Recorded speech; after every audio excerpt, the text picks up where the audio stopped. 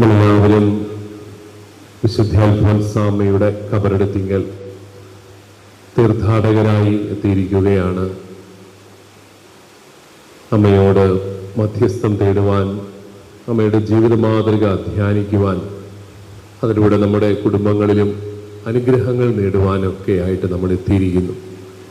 നിങ്ങളെല്ലാവരെയും വിശുദ്ധ അൽഫോൻസാമ്മ തൻ്റെ മധ്യസ്ഥത്താൽ അനുഗ്രഹിക്കട്ടെ എന്ന് പ്രാർത്ഥിക്കുന്നു. നിങ്ങളുടെ എല്ലാ നിയോഗങ്ങളും കർത്താവിൻ്റെ സന്നിധിയിൽ വാങ്ങിത്തരുവാൻ അമ്മയുടെ ശക്തമായ മധ്യസ്ഥത്തിന് കഴിയട്ടെ എന്ന് ആഗ്രഹിക്കുകയും പ്രാർത്ഥിക്കുകയും ചെയ്യും. ഇന്നത്തെ വചനത്തിലും നമ്മൾ പ്രാർത്ഥനയെക്കുറിച്ചാണ് കേൾക്കുക. ചോദിക്കുവിൻ, നിങ്ങൾക്ക് ലഭിക്കും; അന്വേഷിക്കുവിൻ, കണ്ടെത്തും; മുട്ടുവിൻ, തുറക്കപ്പെടും. വളരെ ഗൗരവമായിട്ട് ദൈവപിതാവ് മക്കൾക്ക് നന്മകൾ നൽകാൻ ആഗ്രഹിക്കുന്നു എന്ന കാര്യം കൂടി കർത്താവ് പറയുകയാണ്.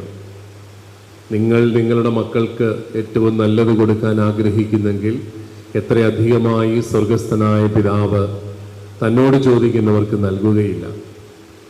അത്രമാത്രം നമ്മുടെ നന്മയെ കരുതുന്ന, നമ്മുടെ രക്ഷയെ കരുതുന്ന സ്വർഗസ്ഥനായ പിതാവ് ചോദിക്കുന്നവർക്കെല്ലാം സമൃദ്ധമായി ദാനങ്ങൾ നൽകുന്നുവെന്ന് നമ്മുടെ കർത്താവ് നമ്മളെ പഠിപ്പിക്കുകയാണ്. നമ്മളെല്ലാവരെയും മുന്നോട്ട് നയിക്കുന്നത് ഈ ഒരു വിശ്വാസമാണ്. പ്രാർത്ഥിച്ചാൽ ദൈവം കേൾക്കും എന്നുള്ളൊരു വിശ്വാസം. പ്രാർത്ഥിക്കേണ്ടത് എന്താണ്? പ്രാർത്ഥിക്കുന്നത്, നമ്മൾ സാധാരണ രീതിയിൽ പ്രാർത്ഥിക്കുന്നതെല്ലാം നമ്മുടെ ജീവിതത്തിൽ നിന്ന് ക്ലേശങ്ങൾ അകന്നു പോകണമേ എന്നും, കുരിശുകൾ മാറ്റിത്തരണമേ എന്നും, ഭൗതികമായ നന്മകൾ നൽകണമേ എന്നുമാണ്. നമുക്കറിയാം, ഇതെല്ലാം നമ്മുടെ കർത്താവ് നൽകാൻ ആഗ്രഹിക്കുന്നത് തന്നെയാണ്. കർത്താവ് തൻ്റെ ജീവിതകാലത്ത് തന്നോട് ചോദിച്ചവർക്ക് രോഗങ്ങളിൽ നിന്ന് സൗഖ്യം നൽകി, പിശാചുകളെ പുറത്താക്കി, അവർക്ക് ബലഹീനരായിട്ടുള്ളവരെ ശക്തിപ്പെടുത്തി. ഇതൊക്കെ അവിടുന്ന് നമുക്കായിട്ട് നൽകുന്ന കാര്യങ്ങൾ തന്നെയാണ്. ചിലപ്പോഴൊക്കെ ഭൗതിക സമൃദ്ധിയും ദൈവാനുഗ്രഹത്തിൻ്റെ അടയാളമായിട്ട് മാറാം. ആ രീതിയിലെല്ലാം ദൈവം നമ്മളെ അനുഗ്രഹിക്കാൻ ആഗ്രഹിക്കുന്നു. പക്ഷെ സുവിശേഷത്തിൽ കർത്താവ് നമുക്കായിട്ട് നൽകുന്ന ഏറ്റവും വലിയ നന്മ എന്താണെന്ന് ചോദിച്ചാൽ അത് ആത്മരക്ഷയാണ്.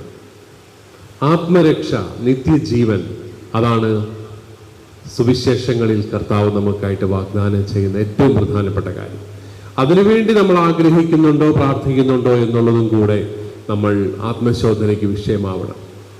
നമ്മൾ ലോകം മുഴുവൻ നേടിയാലും നമ്മുടെ ആത്മാവിനെ നഷ്ടപ്പെടുത്തിയാൽ നമുക്ക് ഒരു ഫലവുമില്ല എന്ന് പറഞ്ഞ കർത്താവ് നമ്മളോട് ആവശ്യപ്പെടുന്നതും ഈ ആത്മരക്ഷയ്ക്ക് വേണ്ടി പ്രാർത്ഥിക്കാനാണ്. അതിനുവേണ്ടി നിരന്തരം പ്രാർത്ഥിക്കുന്നവൻ അതനുസരിച്ച് ജീവിച്ചോളും. അങ്ങനെയാകുമ്പോൾ വിശുദ്ധമായ ഒരു ജീവിതം നയിക്കാൻ നമുക്ക് എല്ലാവർക്കും സാധിക്കുകയും ചെയ്യും.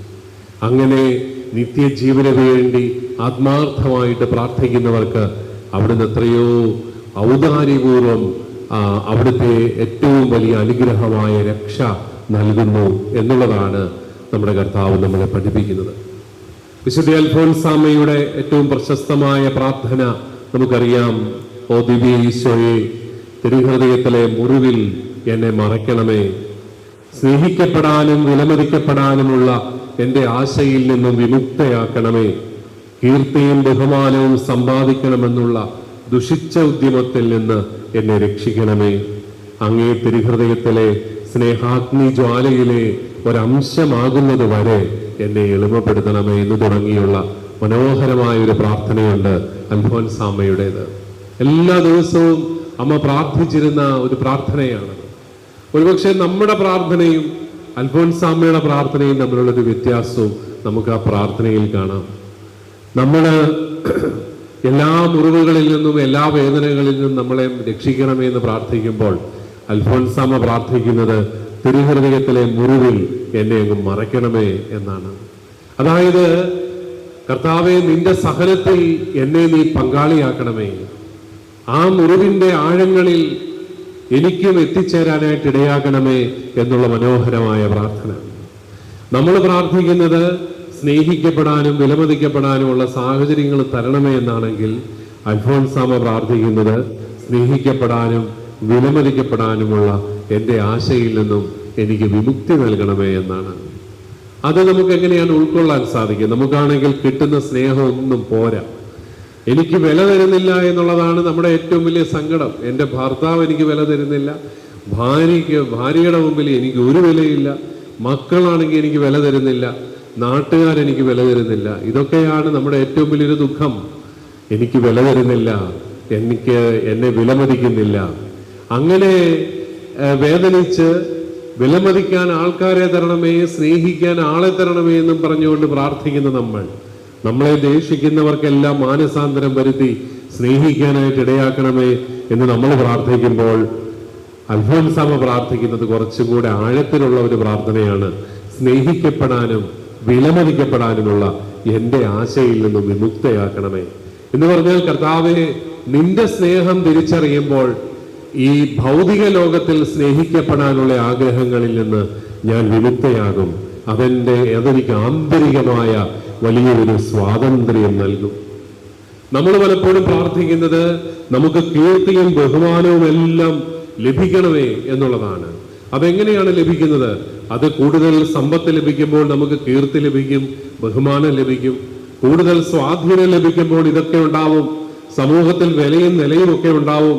അങ്ങനെ ഭൗതിക നന്മകൾ ലഭിക്കുന്നതിലൂടെ എനിക്ക് കീർത്തിയും ബഹുമാനവും എല്ലാം ലഭിക്കും.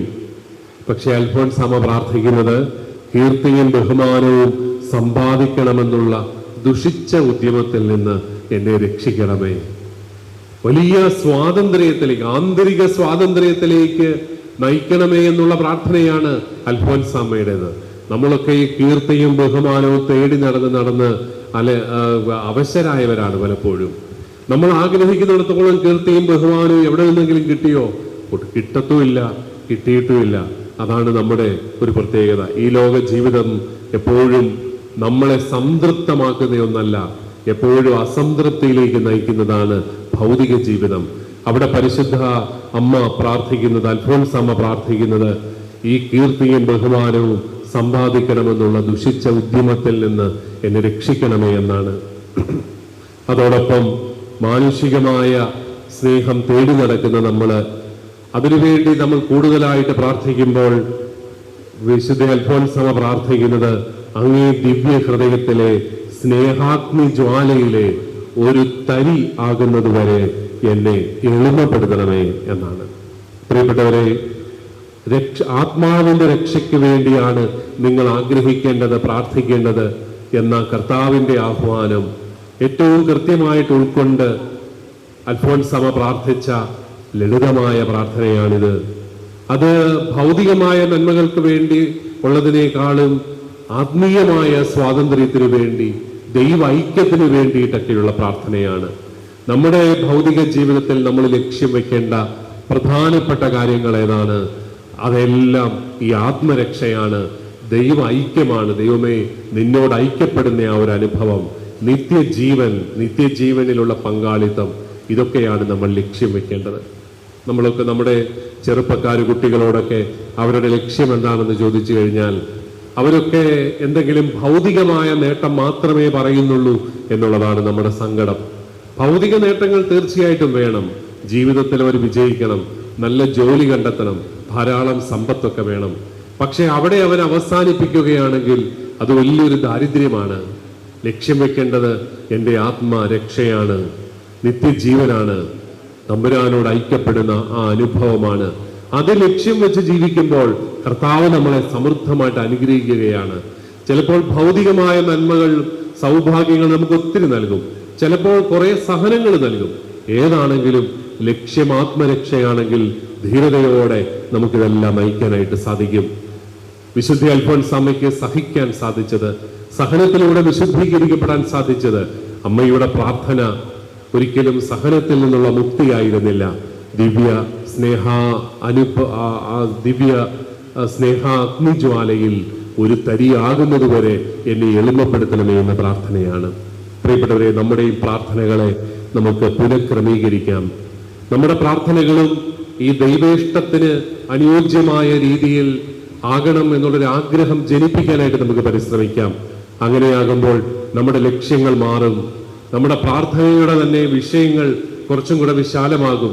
നമ്മളിങ്ങനെ നമ്മുടെ മാത്രം താല്പര്യങ്ങൾക്ക് വേണ്ടി പ്രാർത്ഥിക്കുന്നു എന്നുള്ളതിനേക്കാളും കുറച്ചുകൂടെ വിശാലമായി നമ്മുടെ ജീവിതത്തെ കാണുവാൻ, ജീവിതത്തിന്റെ ലക്ഷ്യങ്ങളെ നോക്കിക്കാണുവാനൊക്കെ നമുക്ക് സാധിക്കും. അത് നമുക്ക് വലിയ കരുത്തായിട്ട് മാറും. കുരിശുകളെ നേരിടാനുള്ള ശക്തിയാണ് പ്രാർത്ഥനയിലൂടെ നമുക്ക് ലഭിക്കുക. ഈ ലോക ജീവിതത്തിൽ കുരിശുകൾ ഒരിക്കലും ഒഴിവാക്കാനായിട്ട് സാധിക്കില്ല. അതിൽ നിന്ന് ഒളിച്ചോടുകയല്ല, മറിച്ച് അതിനെ നേരിടുകയാണ്, അതിനെ സ്വീകരിക്കുകയാണ് ഏറ്റവും കരുണീയമെന്ന് അൽഫോൻസാമയുടെ ജീവിതം നമ്മളെ പഠിപ്പിക്കുന്നു. നമുക്കും പ്രാർത്ഥനയുടെ മനുഷ്യരായി മാറാം. പ്രാർത്ഥന നമ്മുടെ മനസ്സുകളെ ശാന്തമാക്കും, ശക്തിപ്പെടുത്തും. ജീവിതത്തെ നേരിടുവാനും ധീരതയോടെ ജീവിക്കാനുമെല്ലാം നമുക്ക് കരുത്ത് നൽകും. അതിനുള്ള കൃപയ്ക്കായിട്ട് പ്രാർത്ഥിച്ച് അൽഫോൻസാമയുടെ മധ്യസ്ഥം തേടാം. ദൈവം നമ്മളെല്ലാവരെയും സമൃദ്ധമായി അനുഗ്രഹിക്കട്ടെ.